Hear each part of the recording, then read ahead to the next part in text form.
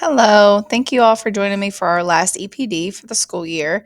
I am going to finish up the R tool connections, some of the specific indicators that we haven't gotten to this school year. So I'm going to go and review that and place some short videos for you to discuss that. As you all know, as R tools, you all work with your PLCs to make sure that you all are using materials and connections and things to draw in and make our classrooms more equitable, because we know when we do that, all of our students are able to participate and be successful in our classroom, and that's the ultimate goal. So the first one is prejudice elimination. This is probably the most difficult for other classrooms, other than maybe English or the social studies. Like I usually work with the science one, but then we have to be more intentional as science if we want to talk about that prejudice elimination. And so looking at what that prejudice is elimination is teachers intentionally plan to build understanding and foster intergroup relations. So, for example, are you aware of your own bias? So everyone's created and has done implicit bias training, but are you aware of what those could be? So everyone has them, and they negatively affect other people when you don't do the work to make sure you work through that. And I know as a state agency, we try to work and make sure we monitor that, but that is a way of checking your bias. Teachers have created, implemented a plan to engage active bias training again. So make it being more intentional in checking that. Where are there materials that be considered controversial, demeaning, emotionally charged, inflammatory, or offensive to underrepresented groups? So a lot of times in state agencies, we have to be a little bit more mindful of what is triggering our kids, but then also making sure that we are being more mindful of how these topics can be difficult to teach and cover. Teachers build lessons to encourage humility. So, again, a sense of pride and value of their own cultures, and through extensive learning. Lesson plans allow students to understand the impact of bias and stereotypes through a variety of materials, tasks, and secondary resources. So, allow students to check their bias and check and learn from that, and to build on that, and then allow students to see represented people in a range of traditional and non-traditional roles. So, do you just have white students, white male, heterosexual males as your main characters in your story? Do you have any other resources? So, those are checking your bias, using those resources, and then also incorporating underrepresented people into your curriculum. So I'm going to play this video here. I've taken it, I've sped it up just a little bit. So I'm gonna go ahead and play the last 4 minutes of this video. Of the work being done within the Department of Diversity, Equity, and Poverty. As previously mentioned, this virtual training is focused. Oh, let me go back to that. I think I'm gonna have to Hello, and thank you for Department of Diversity, Equity, and Poverty. move it just a little As faster previously for us. mentioned, this virtual training is focused on the. Oh my gosh.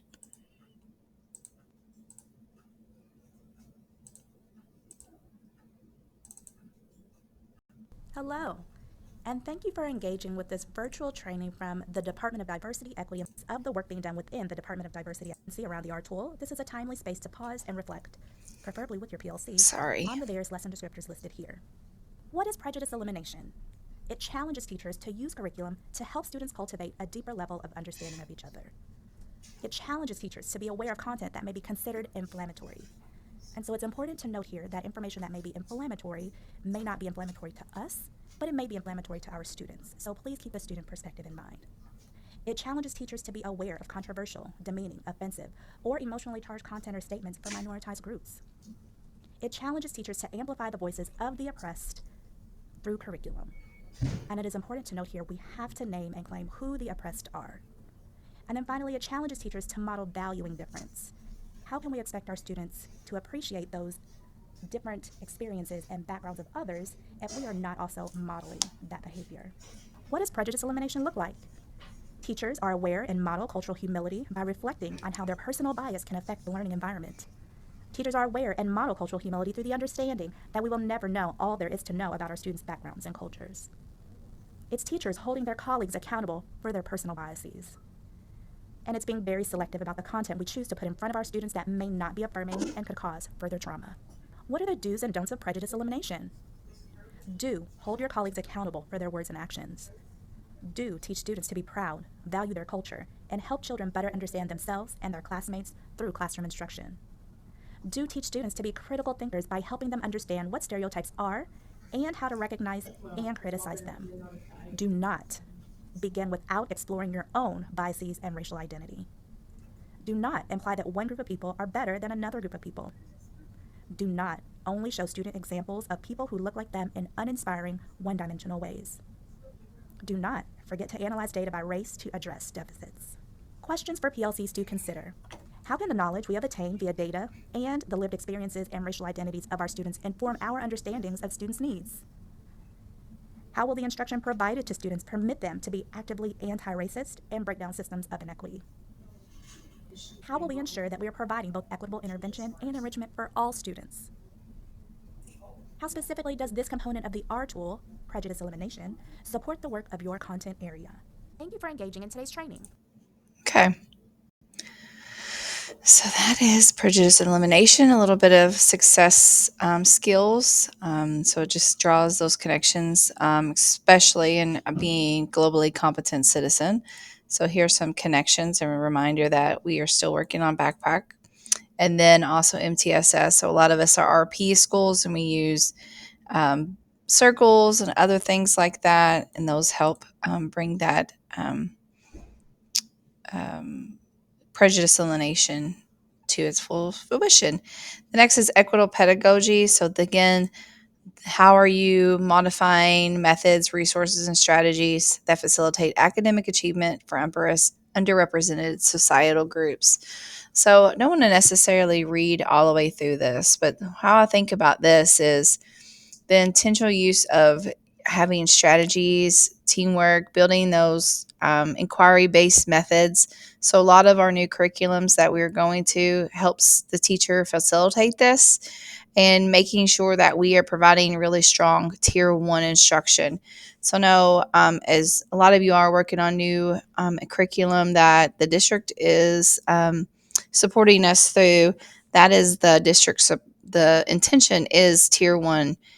So making sure that we are providing this really strong instruction for all of our kids and the methods and the strategies that you all teach. So we're not just throwing worksheets at them or doing sit and gets.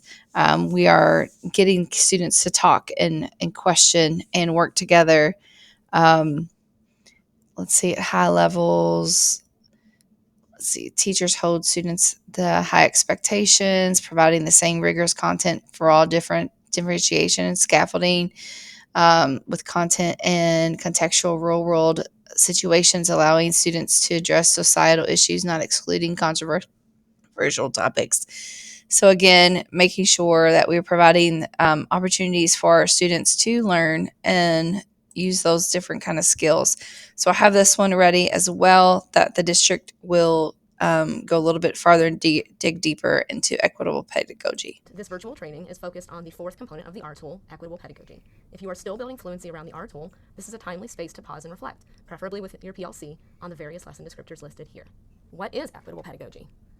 This is an awareness of individual students' needs, interests, experiences, and preferences, the ability to recognize when a different tool, method, or approach is needed to encourage engagement or participation.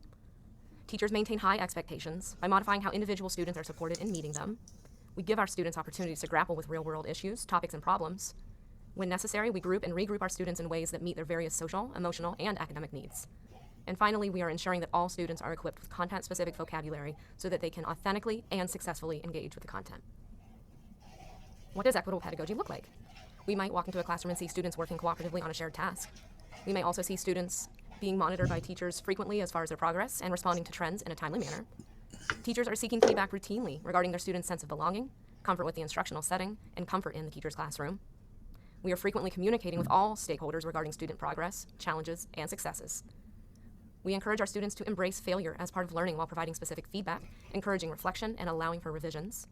And finally, we want to see teachers using feedback language that doesn't punish or shame the individual. Rather, it places emphasis on the skills and additional skills required to achieve success.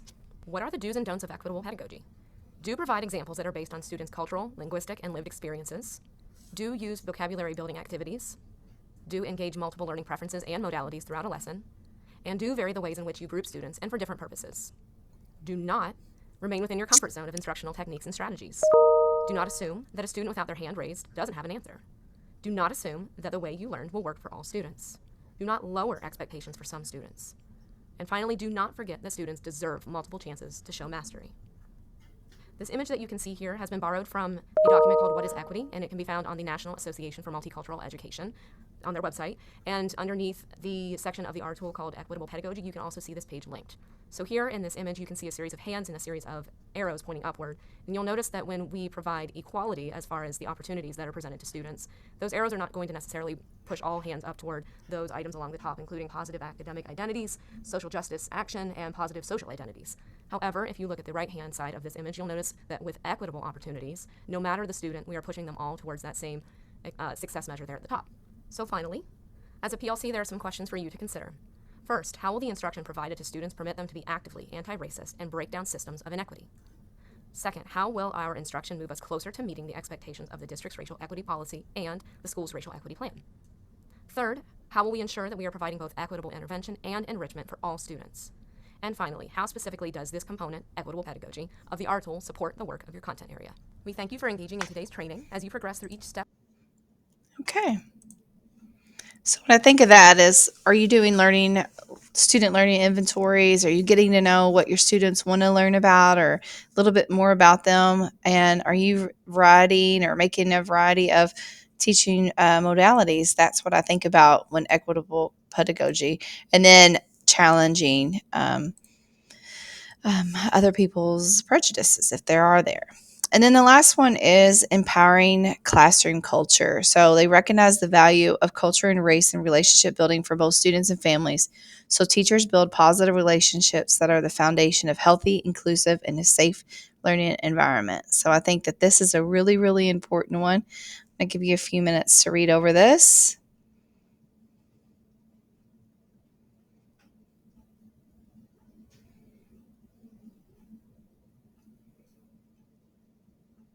Okay, like the other ones, I'm going to go on and let the district to do a little bit more discussion for you on this empowering classroom This culture. virtual training is focused on the fifth component of the R tool, empowering classroom culture. If you are still building fluency around the R tool, this is a timely space to pause and reflect, preferably with your PLC, on the various lesson descriptors listed here. What is empowering classroom culture? It's the creation of safe spaces, particularly in the classroom, that are welcoming to all identities, diverse perspectives, experiences, cultures, races, abilities, linguistic, and religious groups. The classroom environment is set up in a way that encourages collaboration, physical comfort, and flexibility. It means that the room is adorned with realistic pictures, affirming decorations, student work, and positive depictions of Black or Indigenous people of color. It means that behavior management systems that support safe, inclusive communities by enforcing high standards for respectful interaction, teaching conflict resolution, and actively addressing all instances of bias, bullying, exclusion, or disrespect. These practices must reflect fairness, equity, and ethical awareness. Finally, it is having open channels of communication for all stakeholders. What does empowering classroom culture look like? It is asking students to be involved in setting classroom norms that are reviewed and refined on an as-needed basis to generate buy-in and rethink the way we ask for student participation. It is engaging in open, honest dialogue between students and the teacher. It looks like honoring student experience and giving students the opportunity to voice their opinion and help make decisions about instruction and curriculum. It's active teaching of social emotional skills, community building, and an explicit focus on understanding and appreciating differences. Utilizing the expertise of caregivers, guardians, and parents. It's also agreed upon protocols for discussion that are also referred to and refined as needed. What are the do's and don'ts of empowering classroom culture? Do, routinely allow for students to provide feedback about instruction and curriculum. Do, reflect frequently on interactions, the success or failure of classroom activities, and curricular choices. Do, call on the expertise of caregivers to contribute their knowledge and collaborate with students. Do, practice values-based behavior management. Please take a look at the link that is attached here. Values-based classroom management has 5 tenets, one of which is the belief in dignity of every person.